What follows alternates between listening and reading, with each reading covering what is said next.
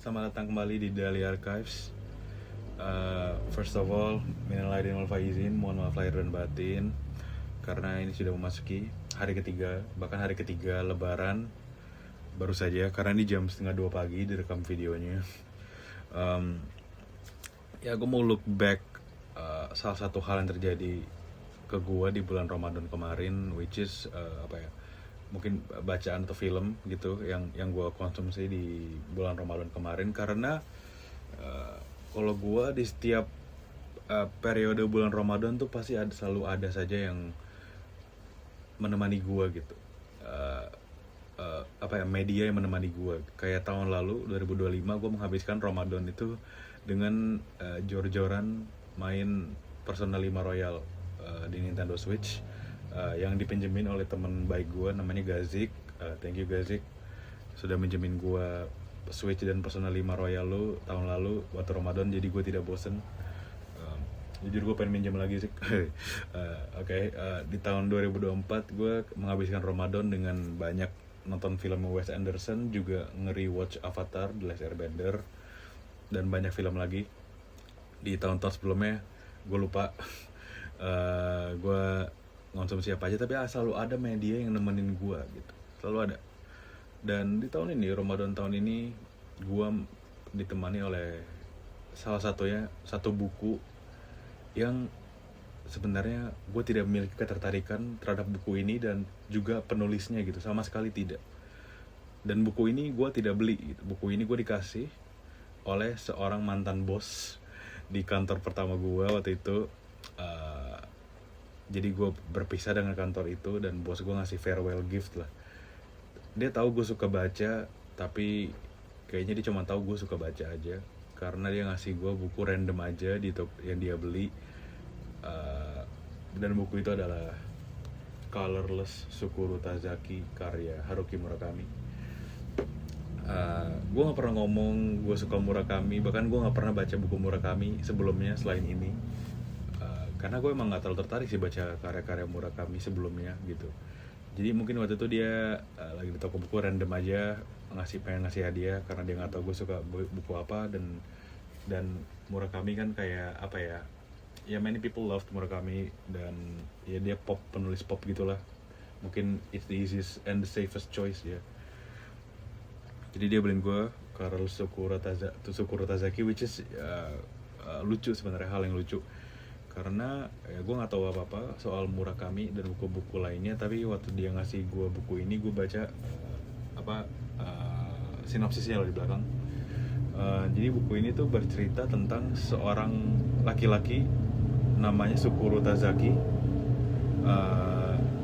Dia waktu semasa sekolah SMA, dia punya teman deket gitulah, friend group gitu, berlima sama dirinya sendiri. Dan teman-temannya ini semua memiliki satu hal yang mereka berbagi, satu hal yang sama, which is mereka punya unsur warna dalam nama mereka gitu, dalam bahasa Jepang.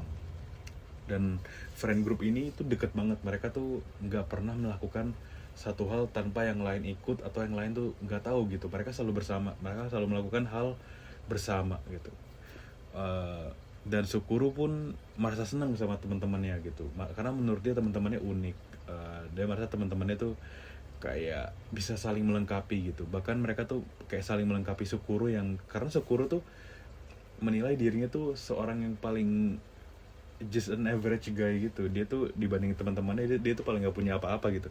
Dia paling nggak punya talent, dia nggak punya badan yang bagus, dia mukanya pas-pasan menurut dia ya. Dia nggak punya ambisi yang gimana gitu. Dia nggak punya hobi yang menarik, dia merasa hidupnya boring gitu.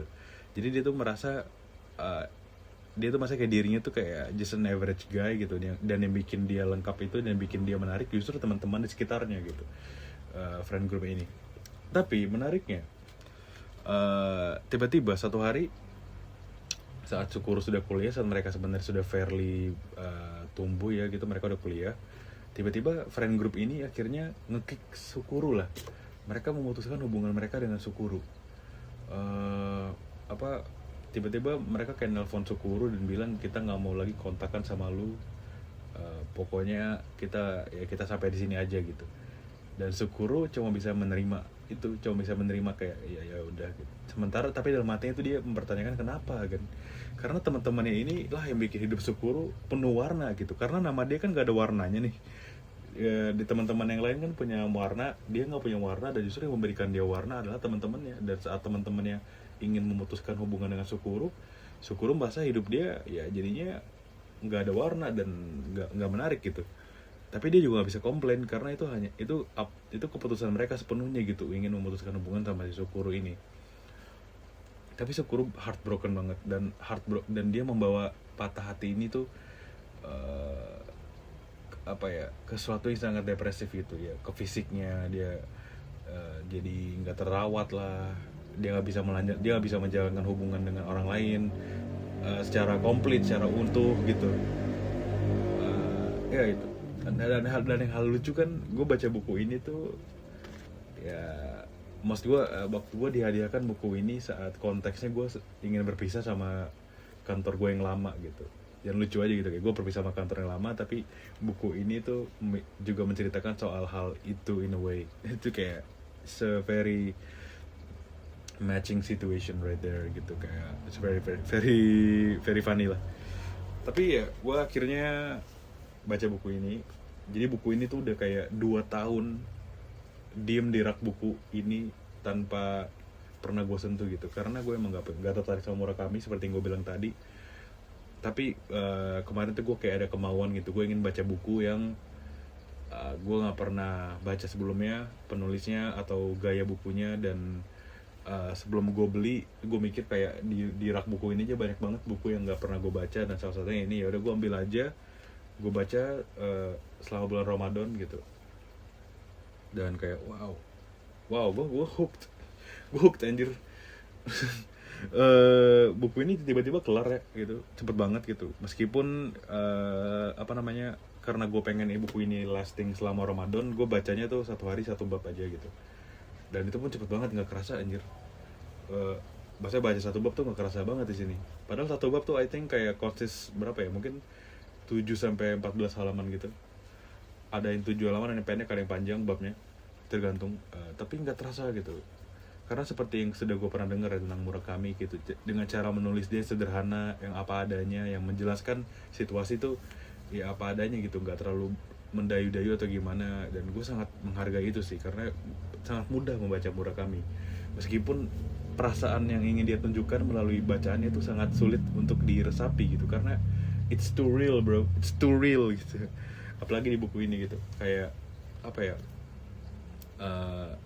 ya agak personal dikit sih, TMI gitu. Gue lagi di tahap dimana gue merasa disconnected. Gue merasa disconnected dengan beberapa orang terdekat dalam hidup gue. Gue merasa disconnected dengan hal-hal yang biasanya gue suka lakukan, yang sering gue lakukan. Tiba-tiba satu hari gue nggak melakukan hal itu gitu.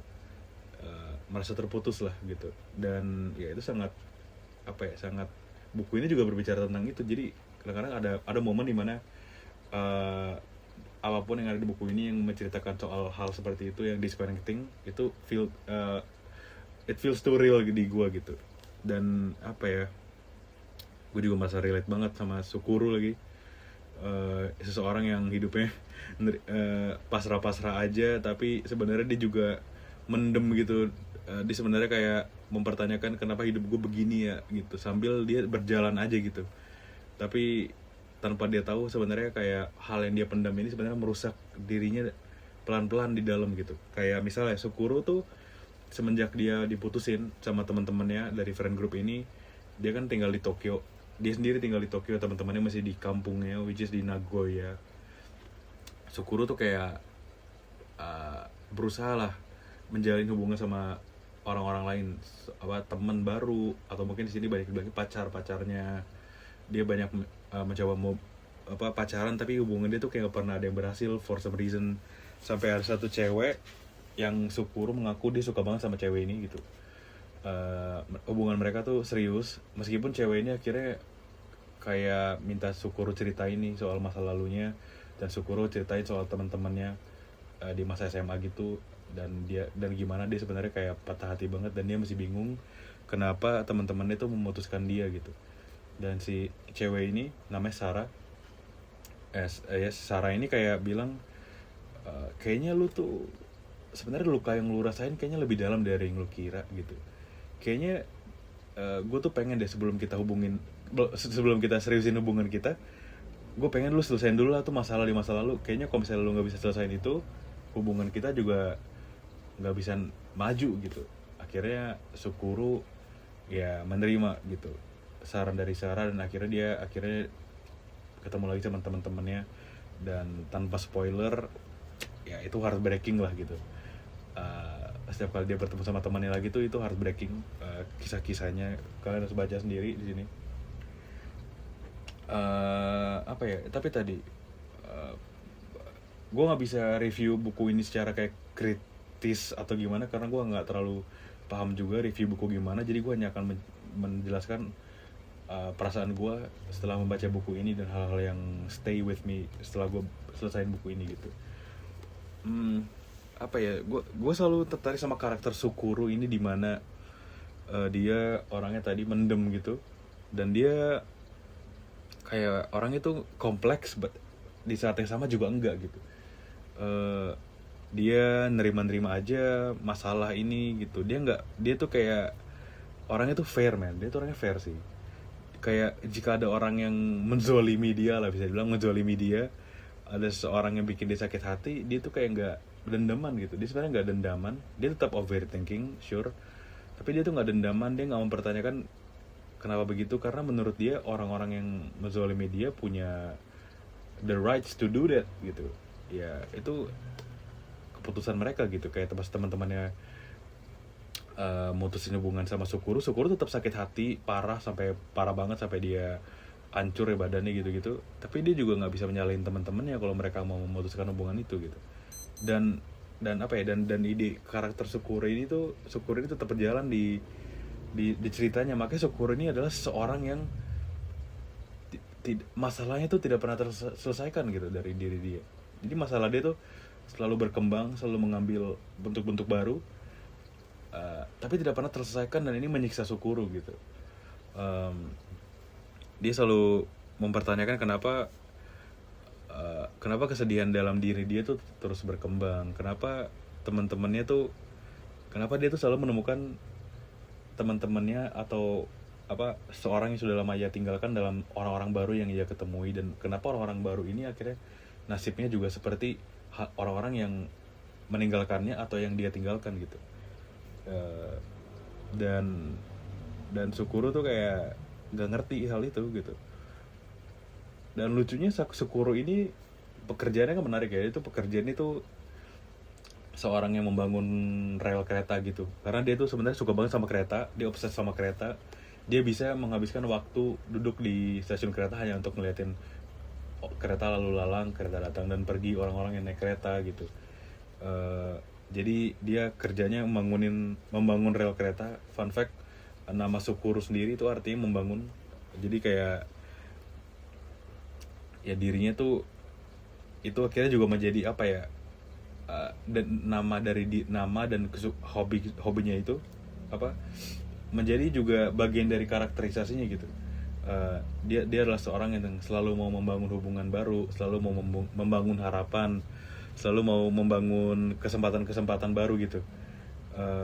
Bahkan itu juga poetic, in a poetic way. Dia membangun, seolah-olah dia membangun rel kereta dia membangun rel kereta untuk membawa diri dia somewhere gitu. Mungkin kembali ke masa lalu, kembali ke masalah-masalah yang ia tinggalkan gitu.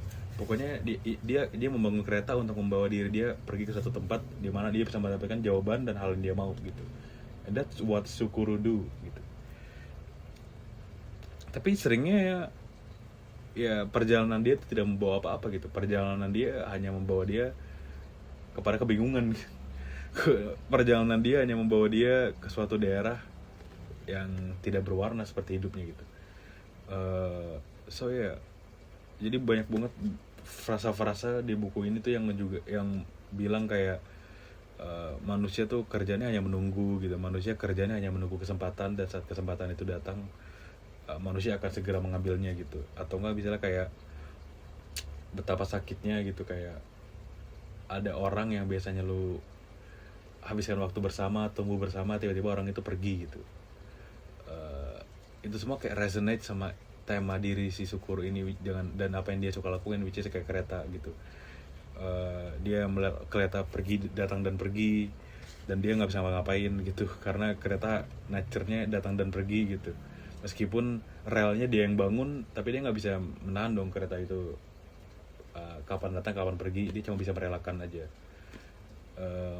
Dan buku ini juga terasa juga kayak, buku ini tuh terasa kayak momen satu, merelakan momen yang besar gitu. Kayak this book is about letting go, all about letting go and accepting hal-hal yang buruk yang tidak bisa dihindari gitu.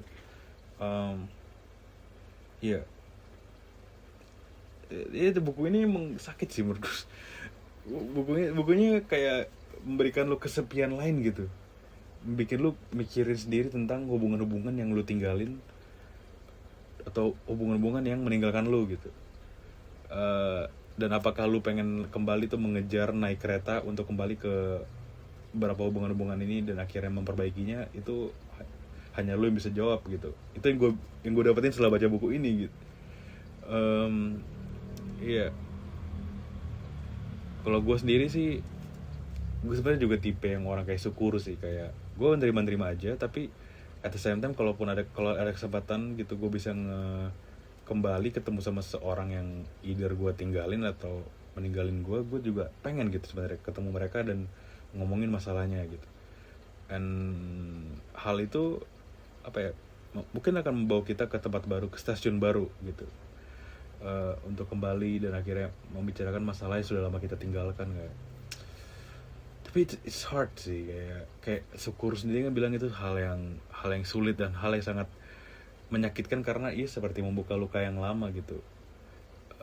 Meskipun akhirnya hal itu lebih menjadi meringankan bebannya, tapi menumbuhkan luka yang baru gitu. Luka yang lama mungkin tertutup, tapi ada luka baru nih terbuka gitu, gara-gara efek lu menutup luka yang lama. Sorry, tapi itu kayak that's the point of this book gitu.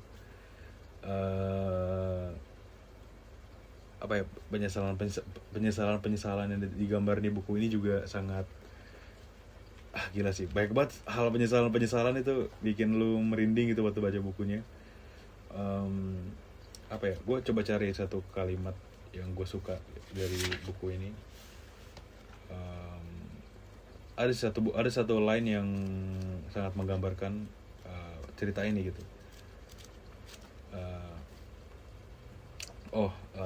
Ini kalimat terakhir ini, which is kalimat ini sebenarnya ada di halaman terakhir, cuma gue bacain. We truly believed in something back then, and we knew we were the kind of people capable of believing in something with all our hearts, and that kind of hope will never simply vanish. Ya, jadi Sukuru kayak ngomong, ya meskipun kita banyak gesekan gitu, meskipun kita banyak perpecahan, tapi kita tuh percaya kalau kita tuh memiliki something yang mengikat hati kita gitu. Dan kepercayaan itu tuh yang bikin kita sebenarnya mesti ada di sini gitu. Kayak menurut gue itu hal yang pengen disampaikan ke Sukuru, ke teman-temannya gitu yang meninggalkan dia. Meskipun Sukuru sendiri kayak di buku ini tuh kayak jadi constant theme, dia tuh kayak nggak percaya seberapa banyak hal yang dia tidak ketahui tentang teman-teman dekatnya sendiri atau orang yang dia cintai sendiri gitu. Banyak banget hal-hal yang dia nggak tahu. Meskipun Sukuru bilang kayak, kok bisa ya dia nggak tahu gitu. Kayak kita hidup di zaman digital, kita hidup di zaman dimana lu bisa menemukan banyak informasi tentang orang-orang yang lu penasaran, dan lu fairly bisa dapat informasi cukup gitu, tapi lu masih nggak tahu apa-apa soal orang ini gitu.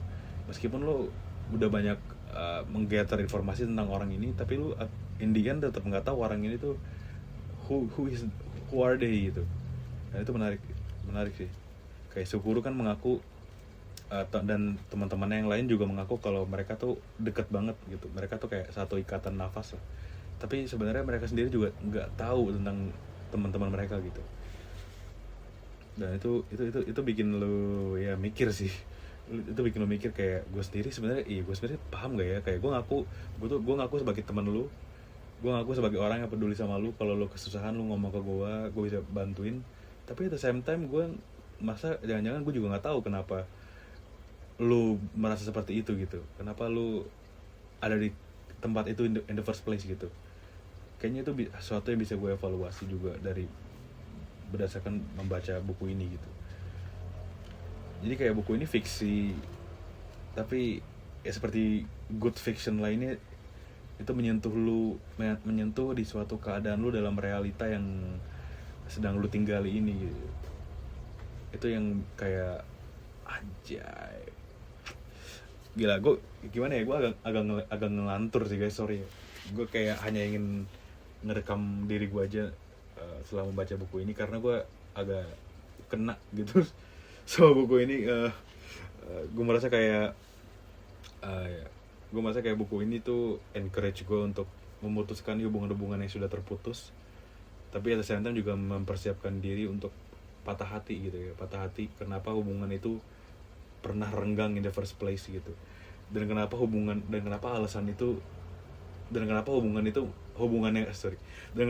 yang renggang itu bahkan ternyata bukan salah lu gitu. Mungkin banyak banget faktor-faktor eksternal yang lu nggak percaya bisa mempengaruhi suatu hubungan yang berakhir gitu. Gitu sih, itu juga yang gue dapetin dari baca buku ini. Kayak kalimat penutup aja lah, udah tahu-tahu udah 20 menit anjir. Kenapa kayak ya lu nggak akan percaya seberapa kompleks hubungan manusia yang sudah mengaku dekat gitu sebagai dalam geng pertemanan lu sendiri gitu. Kayak saat lu yakin lu sama teman-teman lu tuh udah deket banget, tapi lu nggak akan bisa percaya tentang seberapa banyak hal yang lu nggak ketahui tentang mereka, dan lu nggak akan percaya seberapa banyak hal yang akan menghancurkan hubungan lu sama teman-teman lu, meskipun hal itu di luar kontrol lu, hal itu di luar sikap lu, di luar prinsip-prinsip lu. Tapi dunia ini emang sebuah tempat yang memisahkan. Dunia ini adalah satu stasiun yang besar yang merenggut orang-orang di sekitar lu, memasuki mereka ke dalam peron-peron yang ada, membawa mereka ke tempat yang berbeda sendiri-sendiri, dan lu hanya bisa menonton gitu kadang-kadang kemana teman lu pergi, dan lu hanya duduk di stasiun itu melihat kereta datang dan pergi gitu. Dan it will take some time sampai akhirnya lu juga bisa datang ke tempat lain, dan akhirnya pergi lagi, datang dan pergi gitu. Kalau lu akhirnya bisa menerima di dunia ini emang you don't know anything gitu, you don't know anything about people, you don't know mungkin lu nggak tahu apa soal orang tua lu nggak tahu apa soal tangga lu nggak tahu apa soal saudara lu gitu. Kayak and it's normal, it's acceptable gitu. Itu bukan sesuatu yang perlu lu overthinking, it's just that lu tetap harus percaya. Kepercayaan itu akhirnya tetap akan mengikat lu sama orang yang lu sayang, meskipun Indian hubungannya merenggang ya, tapi kepercayaan itu emang penting banget sih. Kayak kepercayaan beyond trusting the other person and yourself gitu, tapi kepercayaan gimana kalau kita tetap bisa bersama meskipun kita berpisah gitu. Itu sih yang gue juga bisa rangkumin yang gue pelajarin dari buku ini. Itu aja, banyak banget kayak ngelindur banget nih gue bikin video ini kali ini, cuman ya that's the concept of Dahlia Archives. I think kayak setelah baca buku ini ya gue mulai tertarik sama mungkin buku Murakami yang lain. Mungkin gue akan coba baca yang lain juga, tapi this one is pretty good read for baca-baca iseng, dan untuk kayak hadiah yang bahkan gue nggak pilih gitu. It's fate I think. Dan baca buku ini di bulan Ramadan tuh agak pas ya, karena Ramadan kan ada momen-momen lu bukber sama seseorang yang lu sebenarnya nggak deket-deket banget, tapi lu for the sake of silaturahmi gitu, for the sake of menjaga hubungan gitu. Dan I think it's a very good choice gue baca buku ini di bulan Ramadan tahun ini gitu, di saat gue merasa disconnected, tapi Ramadan kan mempertemukan orang-orang, lu sama orang-orang yang udah lama lu tinggalin, and it's a very poetic way gitu. Jadi gue pas banget baca buku ini sekarang. Ya gue saranin mungkin kalau kalian belum baca bisa baca. that's it for today's video. I think kita akan ketemu lagi di video-video dari Aircraft lainnya yang makin ngelantur, yang makin gak jelas. Tapi I hope itu keseruannya. I don't know. Tapi ya itu. Dadah guys.